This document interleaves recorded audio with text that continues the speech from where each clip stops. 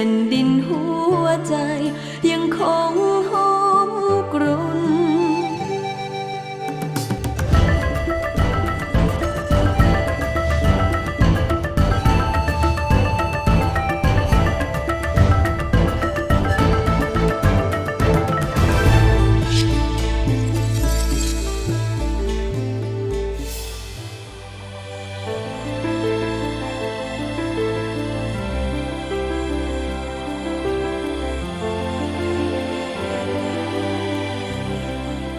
อย่างที่ทุกคนก็จะรู้กันหรือคุ้นเคยกันหรือเป็นความเข้าใจของคนส่วนใหญ่ที่คิดว่า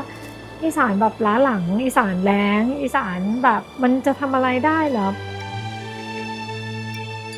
พ่อก็ถามแบบกลับมาทำที่บ้านเถอะกลับมาทำข้าวของเรากลับมาทำนาที่บ้านพอที่เราคิดตัดสินใจว่าต้องกลับมาจริงๆอ่ะต้องอาศัยความกล้ามากๆกล้าที่แบบกล้าเราก็ต้องพร้อมที่จะอดทน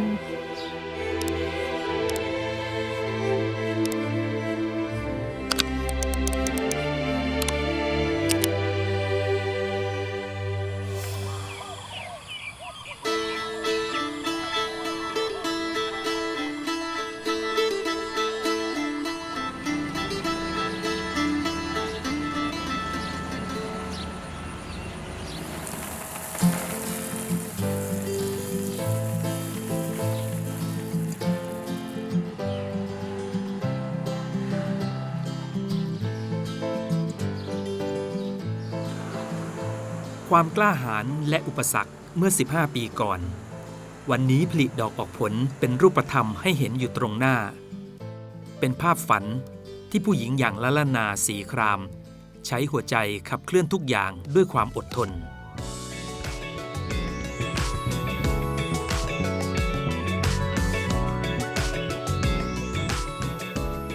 ถ้าณตอนนี้ที่เรามีก็จะมีตลาดสิงคโปร์เป็นตลาดแบบที่อยู่กับเรามาตั้งแต่แบบปีแรกจนถึงปัจจุบันก็เป็นตลาดใหญ่ที่สุดแล้วก็จะมีประเทศอังกฤษมีอิตาลีค่ะแล้วก็มีอเมริกาที่เริ่มเข้ามาถ้าเคยไปสูงสุดนี่คือตั้งแต่ที่เราทำมาเนี่ยก็ไปถึงเหมือนแบบ 2,500 ตันค่ะแต่กว่าธุรกิจส่งออกจะมาไกลถึงวันนี้ลูกชาวนาศรีสะเกษก้าวข้ามภูเขาของอุปสรรคมานับครั้งไม่ถ้วนเดิมเนี่ยที่บ้านคือคุณพ่อก็จะมีเหมือนแบบเป็นโรงสีเล็กๆที่เราสีข้าวให้ชุมชนอยู่แล้วอย่างเงี้ยค่ะก็คือเราก็มีทำนาของเราเองคุณพ่อเขารู้สึกว่าเอ้ยทำไมเราไม่แบบสีข้าวแล้วขายเองโดยตรงให้กับลูกค้าล่ะคือพ่อคิดว่าเอ้ยมันน่าจะง่ายแล้วพ่อก็ไปกู้เงินซื้อโรงสีมือสองที่ขนาดใหญ่ขึ้นมาเมื่อย้อนกลับไปประมาณแบบเกือบ15 ปีที่แล้วคนที่ทำออร์แกนิกแล้วได้ใบรับรองในระดับแบบสากลเนี่ยคือในประเทศเรามันยังน้อยมากแล้วเราก็เลยมันอาจจะเป็นโอกาสที่ทำให้คนตัวเล็กๆอย่างเราเข้าไปมีที่ยืนในตลาดก็เลยเริ่มคุยกับพ่อว่าเรามาทำออร์แกนิกกันไหมเราเชื่อว่าเกษตรอินทรีย์มันคือทางที่น่าจะทำให้เราอยู่รอดน่าจะเป็นทางที่ยั่งยืนเพราะอยากให้กลับมาทำมากเหมือนแบบกลับมาเถอะแต่แม่ก็คือจะเป็นแบบจบปริญญาโทจะกลับมาเป็นเกษตรกรทำไมคนเขาก็จะหาว่าความรู้ท่วมหัวเอาตัวไม่รอดก็ไม่เห็นด้วยเพราะว่ามันจะลำบากอยากให้เขาทำงานราชการเพราะว่าแม่ลำบากมาก่อนละมันก็ตากแดดลุยน้ำลุยโคลนเราลำบากก็ไม่อยากให้ลูกลำบากอีกคือหัวชนฝามากว่าทำไม่ได้หรอกไม่ใส่ปุ๋ยไม่ได้หรอกคือไม่เชื่อไม่คิดว่าคนที่เขาบอกทำเกษตรอินทรีย์ได้จะมีจริงๆ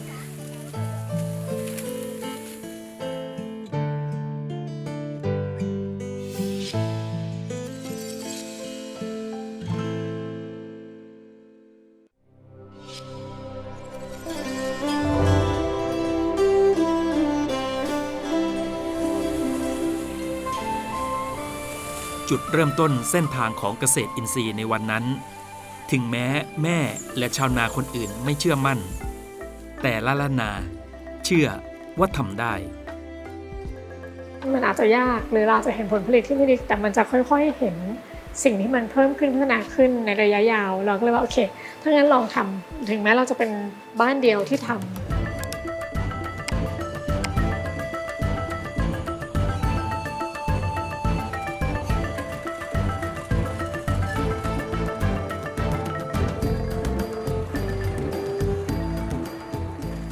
เราก็ทำมาอยู่แล้วเรื่องนาก็เลยมาทำนาดูปีนั้นฝนฟ้ามันดีหน่อยน้ำเยอะเราก็ตัดงดใส่ปุ๋ยทันทีในปีนั้นเลยทดลองดูผลสุดท้ายมันก็งามเรายังก็ทำแบบตามฟ้าฝนเหมือนเดิมแค่กระบวนการที่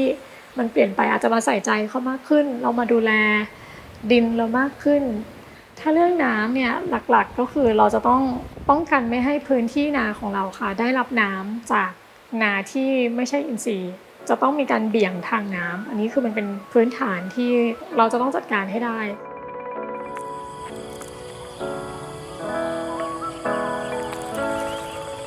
ผลจากการลงมืออย่างจริงจังและตั้งใจ 2 ปีต่อมา ครอบครัวของละละนาเป็นเกษตรกรรายแรกและรายเดียวในจังหวัดศรีสะเกษที่ได้มาตรฐานเกษตรอินทรีย์ระดับสากลหรือ IFOM และเป็นจุดเริ่มต้นของการเข้าสู่ตลาดข้าวจากศรีสะเกษคือตอนนั้นเราก็ไปทุกที่ไปทั้งแบบโอท็อปให้ไปจังหวัดไหนให้ไปแบบอะไรหรืองานพาณิชย์หรืองานที่นู่นที่นี่เราก็จะเริ่มเห็นว่าผู้บริโภคตลาดนี้เป็นยังไงเริ่มเลือกว่าเราควรจะไปกลุ่มไหน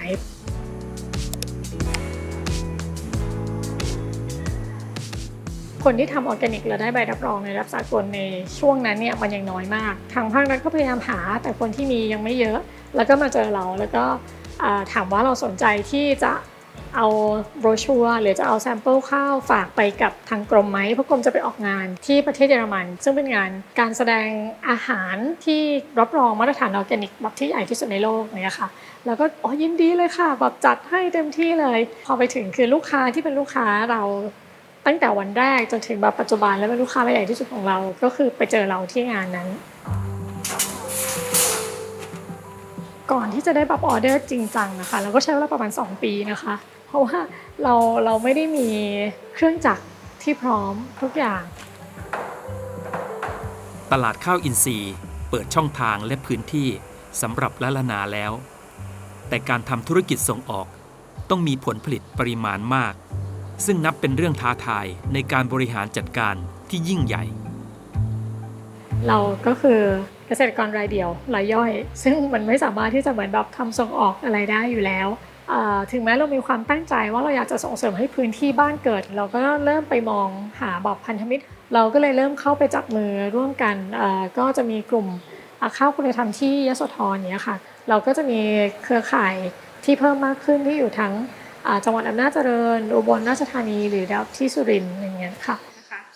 เดี๋ยวร้านแห้งปีนี้ถ้าในกลุ่มตรงของเราเองที่เป็นสมาชิกแบบไร่ทองออร์แกนิกอย่างเงี้ยค่ะก็จะมีอยู่ประมาณแบบ80 กว่ารายพื้นที่ประมาณ 2,500 ไร่ได้มั้งคะในพื้นที่ของอำเภอเมืองกับอำเภอใกล้เคียงในจังหวัดศรีสะเกษทางไร่ทองของเราเองคือเราก็จะพยายามเหมือนแบบดูเรื่องของ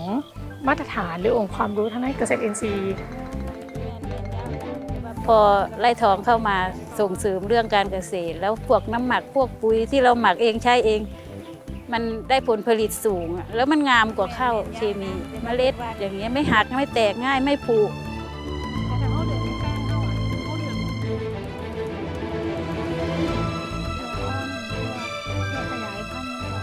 อินทรีย์ดีกว่าก็คือผลผลิตก็ได้ซ้ำกันแต่ได้ลงทุนน้อยก็ว่าดีตีก็พอได้กินได้ใช้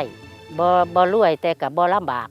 แต่สิบ่ลำบากซะเลยไปบ่ได้100 ล้านเพิ่นยังเฮ็ดเนาะ100 ล้านเพิ่นยังญาติกันเอาเต้าก็มีสำนีก็ควบสุขสำนีก็พ่อ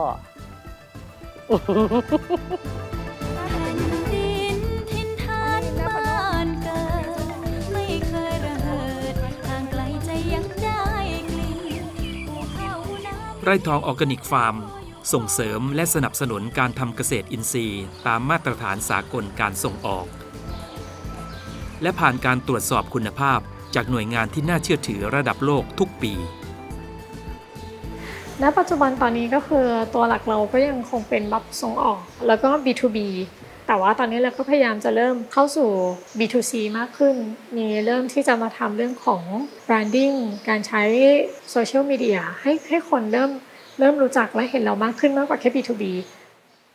ภาษาตุ้ยว่ามันคือจุดที่ทำให้เราอาจจะได้เปรียบคนอื่นๆ กับ2ภาษามันทำให้เราสามารถที่จะ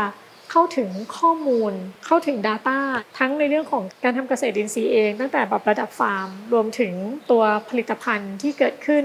สิ่งที่โลกเขากำลังสนใจคืออะไรมันทำให้เราเข้าถึงได้มากกว่าคนที่ไม่ได้ภาษาอังกฤษตรงนี้ค่ะ So for export, there's a number of ways that you can reach out. The first way and the most common way is trade shows, trade expos. The other way of what I've tended to do is I reached out to the chambers of commerce around the world, or even within Thailand, so chambers of commerce here that are connected to businesses overseas, or to reach out to the commercial attaches in the Thai embassies around the world. The third one is recommendations. The fourth way, we deal with sourcing agents.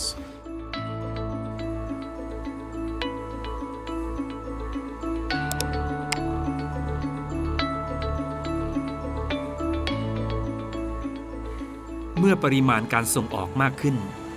การพัฒนาปรับปรุงโรงสีเพื่อให้มีประสิทธิภาพกลายเป็นเรื่องจำเป็น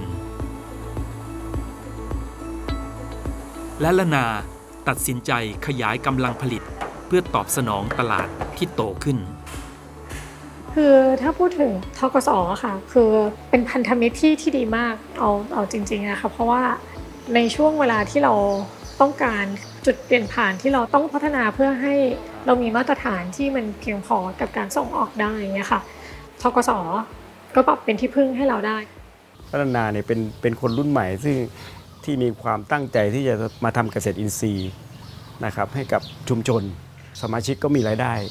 ด้จากการจำหน่ายสินค้าเกษตรเพิ่มขึ้นนะครับธนาคารต้องเข้าไปดูแลคุณภาพชีวิตของเกษตรกรด้วยนะครับซึ่งความผูกพันของเรากับลูกค้าเนี่ยจะเป็นเหมือนพี่ป้าน้าอาคือเราเข้าไปดูแลสารทุกถูกติดทุกเรื่องธกส.กับชาวบ้านนะเป็นเหมือนเป็นหุ้นส่วนเขาเรียกว่าเป็นหุ้นส่วนซึ่งกันและกันวันนี้ไร่ทองออร์แกนิกฟาร์มเป็นธุรกิจส่งออกที่สร้างโอกาสและรายได้ให้เกษตรกรในชุมชนมีคุณภาพชีวิตที่ดีขึ้นอย่างที่ตั้งใจ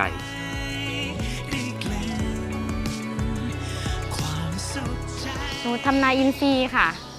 แล้วก็ส่งที่ไร่ทองตอนนี้หนูได้มาตรฐานiFOAM EU แล้วค่ะได้ราคาดีกว่าข้างนอกค่ะแต่ก่อนทำงานก่อสร้างไม่เคยมีอะไรแม่ไม้ไม่เคยมีอะไรเดี๋ยวนี้มีทุกอย่างในช่วงที่เกิดวิกฤตจากโรคระบาดโควิด -19 ธุรกิจข้าวอินทรีย์มีผลกระทบที่แตกต่างจากธุรกิจอื่นๆพอช่วงเกิดโควิดคือทุกคนจะเกิดการแพนิคแล้วทุกคนจะตุนอาหารมันก็ทำให้ออเดอร์เราแบบฟืดขึ้นอย่างนี้แหละค่ะแต่ว่าตอนนี้มันก็จะหลังจากเจอภาวะแบบโควิดไปตอนนี้คือทุกอย่างมันค่อนข้างแบบดรอปลงมาเยอะมากเราก็ยังไม่แน่ใจว่าทิศทางมันจะไปยังไง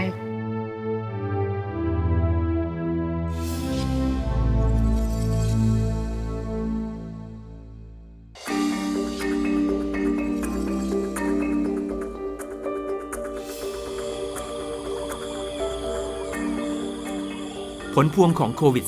-19 ส่งผลต่อเศรษฐกิจระดับโลกและธุรกิจส่งออกของไร่ทองออร์แกนิกฟาร์มอย่างชัดเจนเป็นความท้าทายอันใหม่ที่ละละนาต้องปรับตัว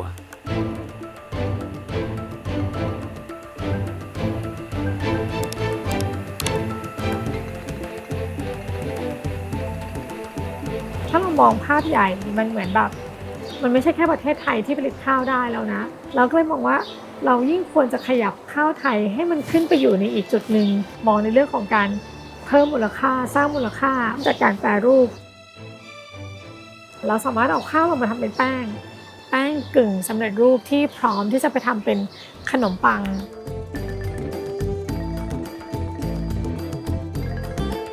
หรือไปทำแบบเป็นแพนเค้กแล้วก็เป็นกลูเตนฟรีเนี่ยค่ะ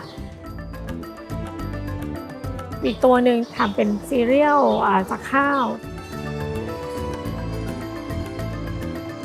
แล้วเราก็จะมองเป็นกลุ่มคนรุ่นใหม่มากขึ้นแต่ว่าก็ยังเป็นกลุ่มคนที่ยังใส่ใจในเรื่องสุขภาพยังใส่ใจในเรื่องของที่มาที่ไปของอาหารและก็จะเริ่มเป็นกลุ่มเด็กด้วยค่ะ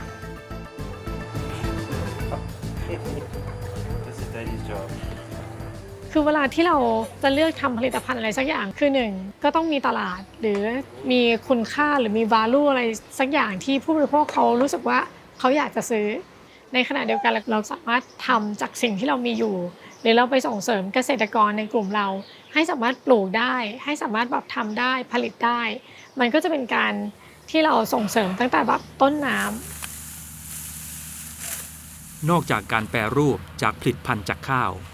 ยังเพิ่มการแปรรูปผลิตภัณฑ์จากเกษตรกรเลี้ยงโคนมในพื้นที่อีกด้วย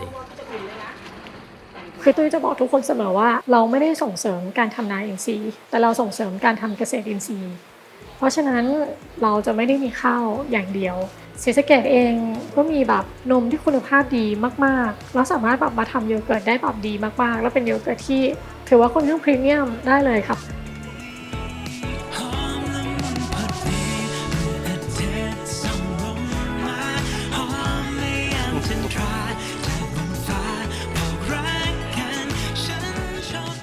ไร่ทองออร์แกนิกฟาร์ม